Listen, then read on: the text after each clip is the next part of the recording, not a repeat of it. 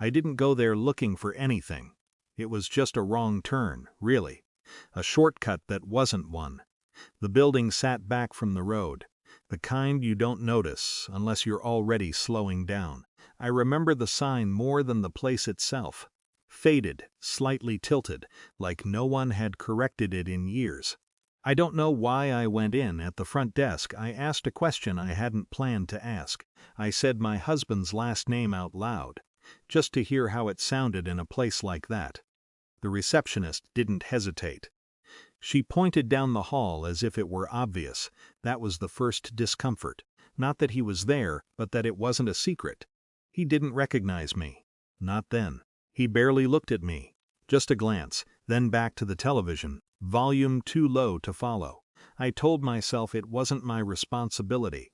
I had no history with him. Whatever distance existed between him and his son wasn't mine to fix, but I came back the next week. I didn't tell my husband. At first, I kept the visits short. 10 minutes, 15. I'd sit in the chair near the window and comment on ordinary things.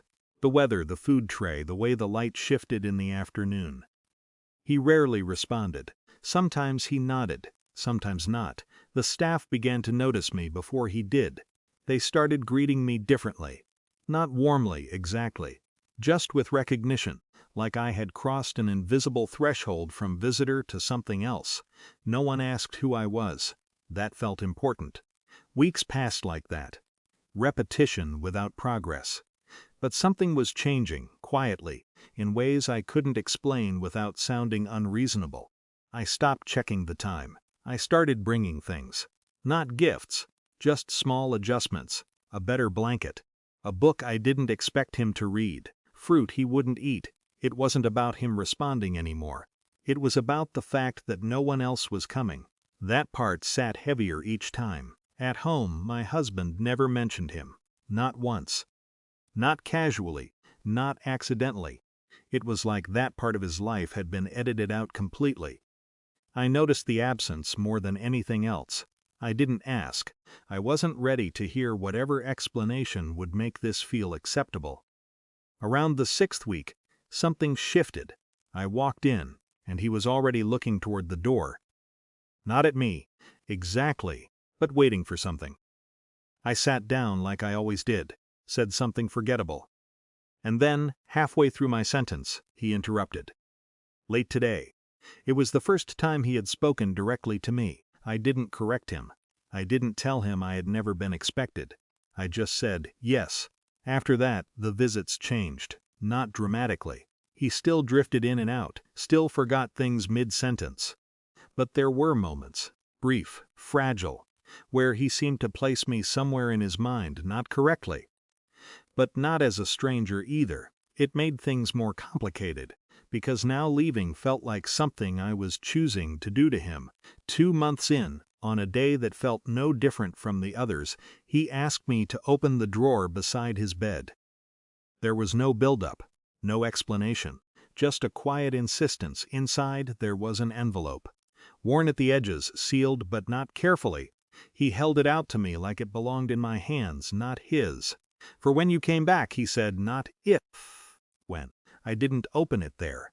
I waited until I was in my car, doors closed, engine off. The silence felt necessary, like anything else would interfere with what it meant. Inside was a document, not sentimental, not emotional legal, a revised will. Dated 3 weeks prior, my name was on it, not as the primary beneficiary, but included. Deliberately, there was also a letter. Short. Uneven handwriting, not addressed to me, addressed to his son. It wasn't an apology. It wasn't an explanation either. It was something harder to categorize, an acknowledgement of distance, written without asking for forgiveness. At the bottom, a single line added later, in a different pen. She stayed. I folded everything back the way I found it. That night, I placed the envelope on the kitchen counter. Not hidden, not presented. Just there.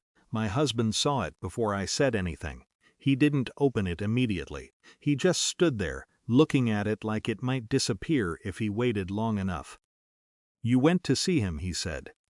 Not a question. I nodded. There was no anger, That might have been easier. Instead, there was something quieter. Something that shifted the balance of the room without raising a voice. He opened the envelope slowly. Read everything. Twice. Then he sat down, no reaction, no defense, just stillness. "I didn't think anyone would," he said eventually. "I didn't ask what he meant, because whatever justification existed, it didn't change what had already happened. After that, things didn't resolve. We didn't argue. We didn't reconcile anything either. But something had moved, not dramatically, not visibly, just enough that I was no longer outside of it, and neither was he.